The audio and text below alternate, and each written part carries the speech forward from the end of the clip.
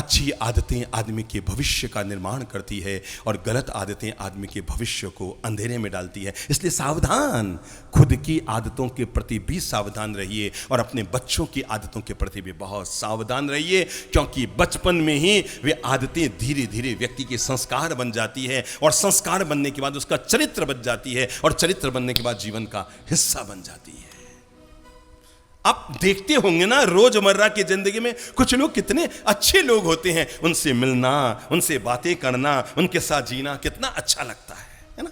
और कुछ लोग ऐसे होते हैं बस उनसे कन्नी काट कर चले जाएं, ठीक है अपने परिवार के हैं, परिचित है, या ठीक है नमस्ते दुआ सलाम करना पड़ेगा, पर ऐसा लगता है बस बच के निकल जाओ, हट के निकल जाओ, कट के निकल जाओ, क्योंकि इनके साथ रहने से कहीं हमारी भी छवि धूमिल ना हो जाए, कहीं हमारा चरित्र भी प्रभावित ना हो जाए, कहीं हमारे भी मन में गलत आदतें ना आ जाए। अच्छे लोगों के साथ जिंदगी जीना चाहते हैं लोग और बुरे लोगों से लोग बचना चाहते हैं। सावधान रहना एक अच्छी और बुरी आदत, अगर ये एक चीज सुधर गई समझो पूरी जिंदगी सुधर गई। क्या सुधर गई? अगर आदतें सुधर गई और कुछ भी सुधारने की जरूरत नहीं है भाई, बाकी तो मन क्या सुधार सकते हैं। जिसका नाक ठिंगना है दबा वो दबा रहेगा, लंबे वाले का लंबा रहेगा, किसी की आंखें गोल है तो गोल रहेगी और चपटी है तो चपटी रहेगी, किसी के सिर के बाल उड़ गए तो उड़े हुए रहेंगे और किसी के घुंघराले तो घुंघराले रहेंगे, कोई मोटा है तो मोटा, काला है तो काला, पतला है तो पतला, गोरा है तो गोरा, सबके अपने अपनी है ना। तो इससे तो कोई आदमी का भविष्य नहीं बनता है ना। ऐसा नहीं है कि दुनिया में सब सुंदर और गोरे लोग अच्छे होते हैं और सब काले लोग बुरे होते हैं, ऐसी बात नहीं है। सब अमीर लोग अच्छे होते हैं और सब गरीब लोग चोर होते हैं, ऐसी बात नहीं है मेरे भाई। दोनों जगह अच्छाई की संभावना है। अमीरों के घर में भी मैंने गलत आदतों के शिकार बच्चों को देखा है, जो गलत आदतों के शिकार कभी किसी प्रभव जैसे डाकू को जन्म दे देते हैं। राजवंश में पैदा होने वाला बालक, राजा के घर में पैदा होने वाला बालक अगर किसी गलत आदत के चोरों के साथ जाकर मिल जाता है तो राजवंश में जिसका भविष्य राजा बनने का था वो डाकू बन जाता है और नीचे कुल में पैदा हुए लोग भी ऊपर चढ़ जाते हैं। दुनिया में चार तरह के लोग होते हैं। कुछ लोग होते हैं जो अंधेरे में पैदा होते हैं और अंधेरे में खत्म हो जाते हैं। कुछ लोग होते हैं जो अंधेरे में पैदा होते हैं पर उजालों में चले जाते हैं। कुछ लोग होते हैं जो प्रकाश में पैदा होते हैं पर अंधेरे में जिंदगी जीते हैं। पर वे महान लोग होते हैं जो उजाले में पैदा होते हैं और अपने पूरे जीवन को भी उजाले में जीते हैं। कुछ लोग जो अंधेरे में पैदा होते हैं, समझो, कुछ लोग जो अंधेरे में पैदा होते हैं उनका भविष्य तय करता है कि वो उजाले में जाएंगे कि अंधेरे में जाएंगे। अंधेरे में पैदा हो गए, एक ऐसे घर में पैदा हो गए जहां पर लोग पीते थे, जहां पर खाते थे, गलत काम करते थे, गलत ढंग से पैसा कमाते थे, उल्टे सीधे काम करते थे। लेकिन वो अंधेरे में पैदा होने वाले लोगों को भी कभी किसी सदगुरु का सानिध्य मिल गया, वे उजाले में चले गए।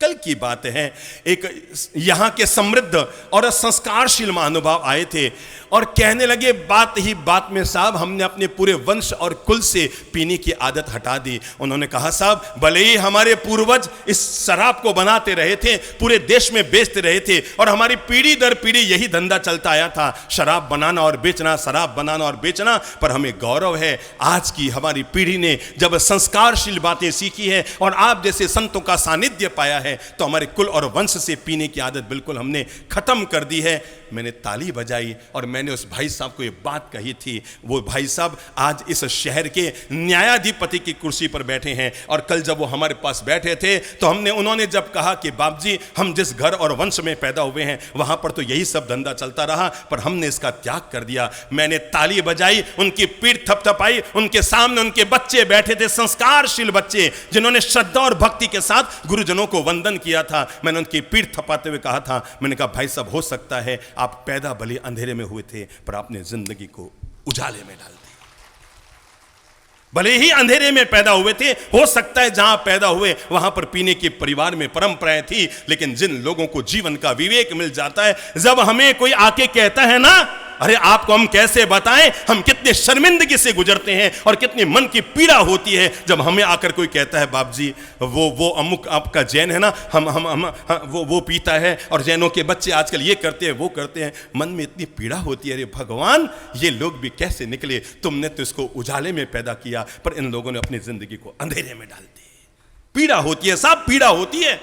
जब आप लोगों के बच्चे ये गलत जगहों पर जाते हैं, सुबह मंदिर मिलते और शाम को मदिरा में जाके जब खड़े होते हैं ना, मन को पीड़ा होती है। और जब लोग आकर हमें मुंह पर कहते हैं हम 36 कौम के संत हैं, और लोग हमें मुंह पर आकर सुनाते हैं ना, हम बड़ी शर्मिंदगी से गुजरते हैं। काश हमारा समाज समझ पाए कि उजाले में पैदा हुए लोग अंधेरे में क्यों जा रहे हैं।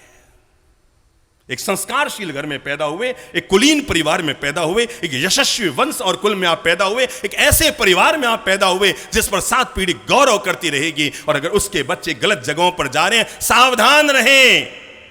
अगर आप इतने कमजोर पिता हैं कि अपने पीते हुए बच्चे को न रोक पाए, तो आपको संतान पैदा ही नहीं करनी थी। अगर इतने कमजोर पिता हैं कि अपने पीते हुए बच्चे पर आप अंकुश न लगा सकें, तो इतने कमजोर पिता होने की बजाय बिना संतान के रहना कहीं ज्यादा अच्छा है। आती है घटनाएं हमारे सामने। मैंने कहा कुछ लोग होते हैं जो अंधेरे में पैदा होते हैं पर जिंदगी को उजाले में ले जाते हैं। अभिनंदन करो उनका, ताली बजाओ उनके लिए, उनका सम्मान करो। भले ही ईश्वर ने उनको अंधेरे घर में पैदा किया, पर आज वो उजाले की राह पर चले गए। कैसे हम आपको बताएं, हमारे पास ऐसे हजारों सिंधी परिवार हैं, हजारों वे परिवार हैं जो बचपन में भले ही खाते पीते रहे होंगे, लेकिन उन्होंने हमारे सत्संगों में आकर अपने जीवन का जो कायाकल्प किया है, जीवन का जो परिवर्तन किया है, जीवन का जो रूपांतरण किया है। मुझे कई बार मेरे मुंह से निकल जाता है, साहब जैनियों को जैन बनाना बहुत मुश्किल है, बाकी सबको बनाना बहुत सरल है। कहो जिसको बना दूं, जैनियों को जैन नहीं बना पाते हैं, बस बाकी जिसको कहो बनाते।